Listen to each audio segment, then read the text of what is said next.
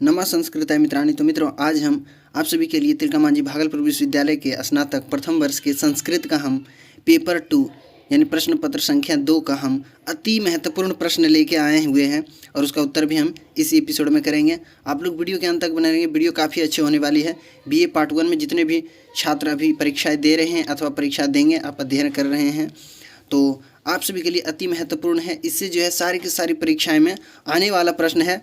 आप लोग वीडियो में बने रहेंगे, वीडियो काफ़ी अच्छे होने वाली है। आप सभी के लिए सारे के सारे अति लघुत्तरीय प्रश्न हैं पेपर 2 के लिए। ये बहुत ही इंपॉर्टेंट है। वीवीआई प्रश्न आप सभी के लिए लेके आए हैं, अति महत्वपूर्ण है। तो आप सभी वीडियो के अंत तक बने रहेंगे, वीडियो आप सभी के लिए बहुत ही अच्छे होने वाली है। तो चलिए प्रारंभ करते हैं वीडियो को बिना विलंब किए। तो आज का जो ये पहला प्रश्न है, तो पहला प्रश्न है वाल्मीकि रामायण में कितने कांड हैं। वाल्मीकि रामायण में कितने कांड हैं, हम आपके लिए ऑप्शन लेके नहीं आए हैं, विकल्प लेके नहीं आए हैं। अब सीधे सीधे जो सही प्रश्न है, सही उत्तर है, हम उसी को लेके आए हैं। ठीक है, तो इसका जो उत्तर हो जाएगा ये 7 हो जाएगा। आप ध्यान में रखें, वाल्मीकि रामायण में कितने कांड है, 7 कांड है।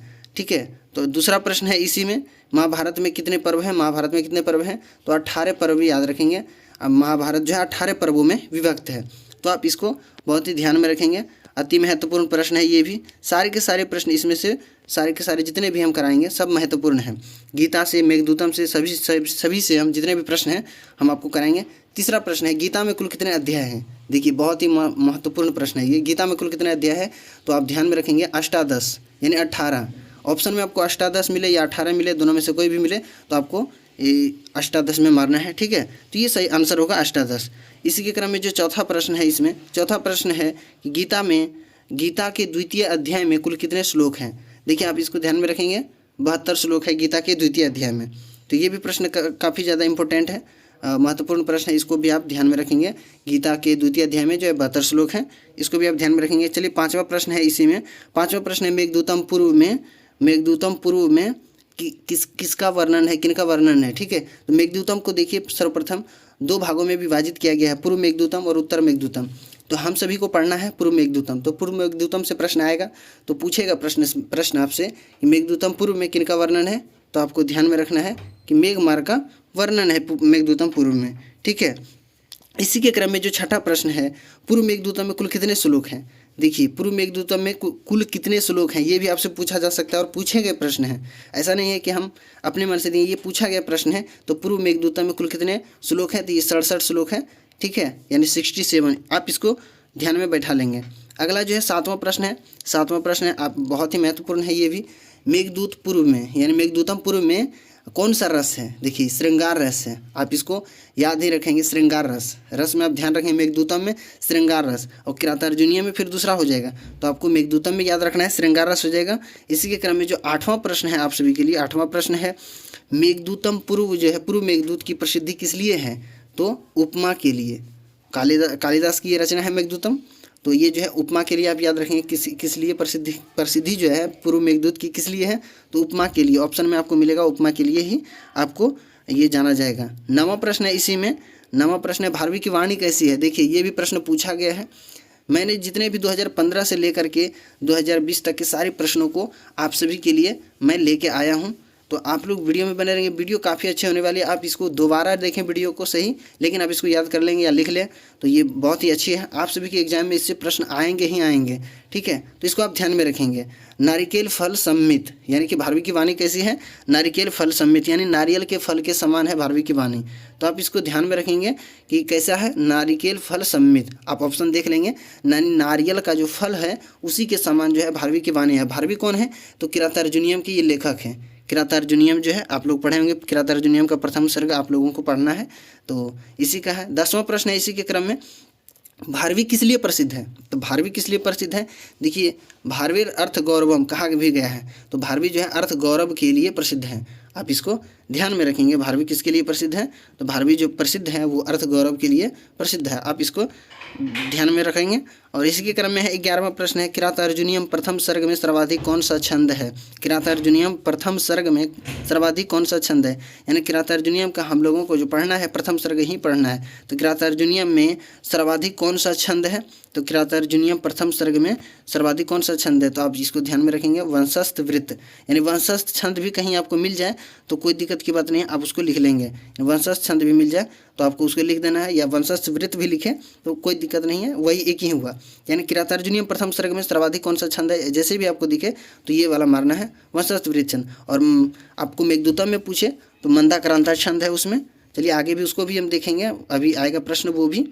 इसी के क्रम में वाल्मीकि रामायण में कितने पद्य हैं। हम लोग वाल्मीकि रामायण के से जुड़े हुए कुछ प्रश्न आएंगे, यानी रामायण के रचना काल को निर्धारित करें।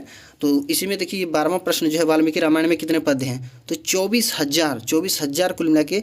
इसमें जो पद्य यानी कि श्लोक, पद्य का अर्थ होता है श्लोक, तो वाल्मीकि रामायण में जितने भी श्लोक दिए गए हैं उस श्लोकों की संख्या 24,000 है, यानी 24,000 पद्य है कुल मिला के। इसी क्रम में जो 13वां प्रश्न है, महापुराण कितने हैं, तो अष्टादश यानी 18 महापुराण है। अष्टादश का अर्थ होता है 18, ठीक है। तो महापुराण कितने हैं, 18 महापुराण हैं, हम लोग सभी जानते हैं। इसी क्रम में 14वां प्रश्न जो है ये है, गीता के रचयिता कौन है, तो गीता के रचनाकार कौन है, महर्षि वेदव्यास जी हैं, इसको भी आप ध्यान में रखेंगे। और 15वां जो प्रश्न है, मेघदूतम के रचयिता कौन है, तो मेघदूतम के रचयिता आप सभी जानते हैं, कालिदास जी हैं। मेघदूतम के रचयिता कालिदास हैं, आप इसको ध्यान में रखेंगे। मेघदूतम के रचयिता आपसे पूछा जाएगा तो आपको सीधी आपको ध्यान में रखना है, मेघदूतम के रचयिता कालिदास जी हैं। और मेघदूतम का विभाजन कितने भागों में हुआ है, मेघदूतम का विभाजन जो है कितने भागों में हुआ है, आप इसको ध्यान में रखेंगे। मेघदूतम का विभाजन जो हुआ है ये 2 भागों में हुआ है, यानी पूर्व मेघदूतम और उत्तर मेघदूतम। इसी के क्रम में जो 17वां प्रश्न है, 17 प्रश्न संख्या 17 है, काव्य विधा के अंतर्गत मेघदूतम क्या है, तो खंड काव्य है। देखिए आपको ऑप्शन में खंड काव्य मिले तो ठीक है, अगर खंड काव्य ना रहे तो आपको गीति काव्य में मार देना है, ठीक है।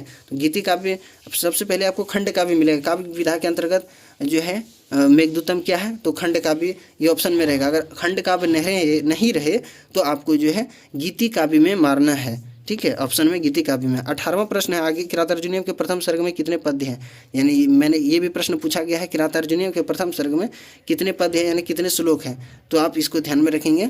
कुल मिला के 46 श्लोक हैं। किरातार्जुनीयम प्रथम सर्ग में कितने श्लोक हैं, 46 श्लोक, आप इसको याद रखेंगे, ठीक है। इसी के क्रम में जो 19वां प्रश्न है, किरातार्जुनीयम के रचयिता कौन है, किरातार्जुनीयम के रचयिता कौन है, हमने पीछे भी बताया, भारवी, यानी भारवी जी जो हैं ये किरातार्जुनीयम के रचयिता हैं, इसको आप ध्यान में रखेंगे।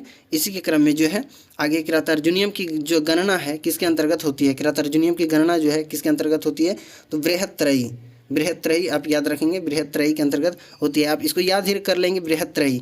ये क्वेश्चन बहुत ही इंपॉर्टेंट है, सारे प्रश्न महत्वपूर्ण है आप सभी के लिए, आप लोग ध्यान से इसको एक बार नहीं, 2 बार नहीं, बार वीडियो को देख लेंगे। इसी के क्रम में जो है 21वां प्रश्न है, वाल्मीकि रामायण की रचना कौन सा है, वाल्मीकि की रचना कौन सा है, वाल्मीकि जी का जो रचना है वो कौन सा है, तो रामायण आप ध्यान में रखेंगे। रामायण की रचना जो किए थे ये वाल्मीकि जी ने किए थे।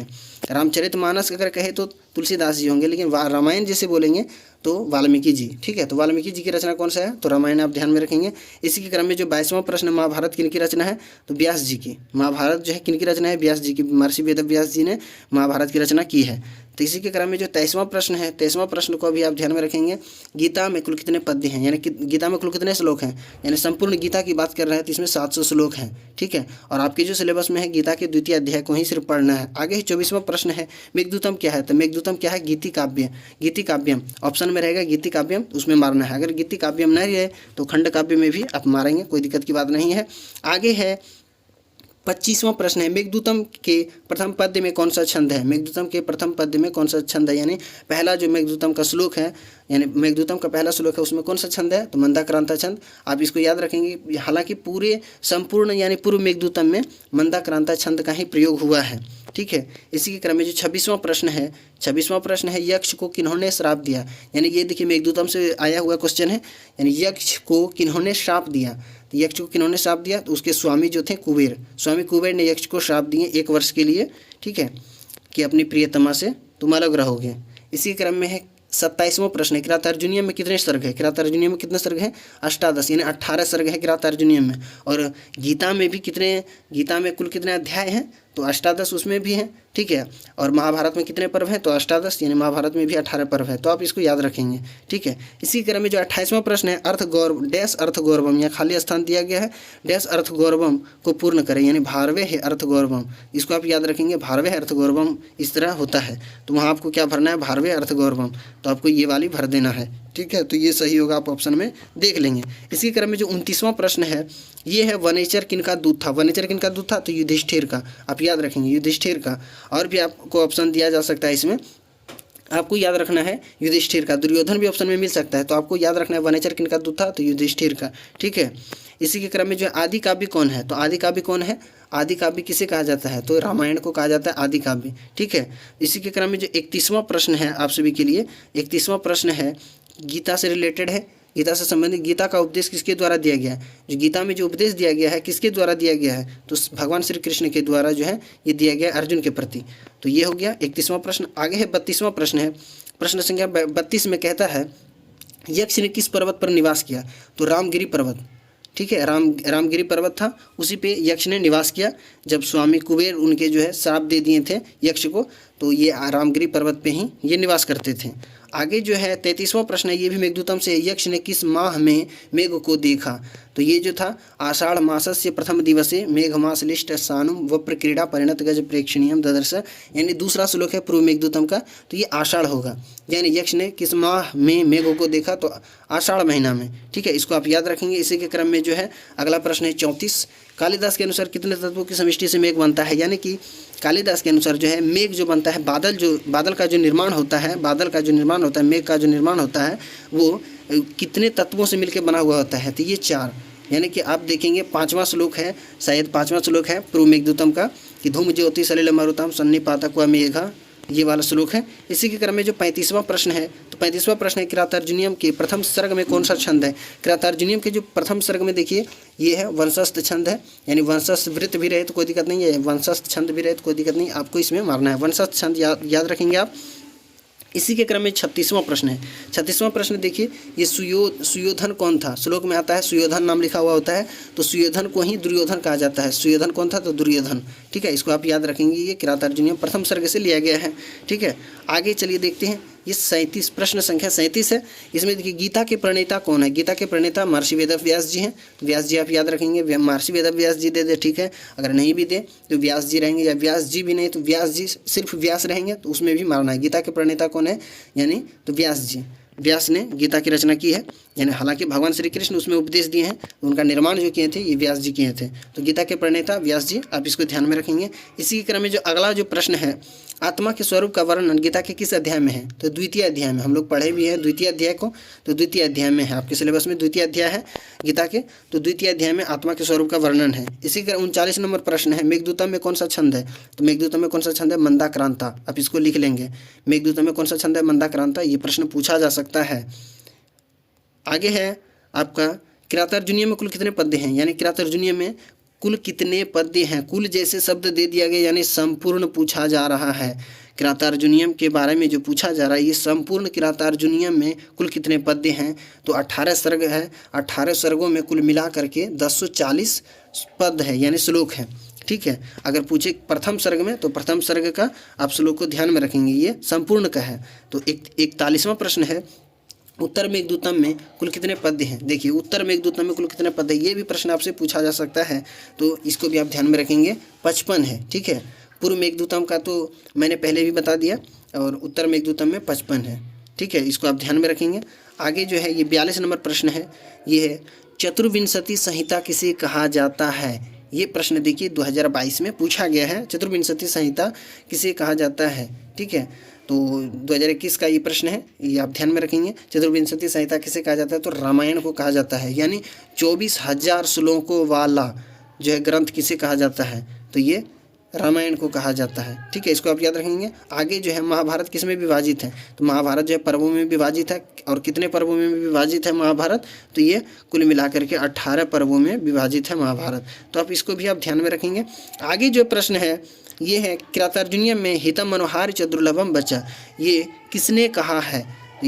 हितम मनोहारी च दुर्लभम बचा, ये श्लोक है किरातार्जुनीयम के प्रथम सर्ग में ही, उसी से ये लिया गया श्लोक है, तो उसी में से ये लिया गया श्लोक है। और ये जो कह रहा है किसने कहा है, तो ये वनेचर ने कहा है।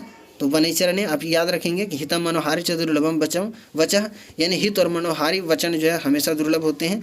तो ये जो है वनेचर आप याद रखेंगे, वनेचर ने कहा था ऐसा।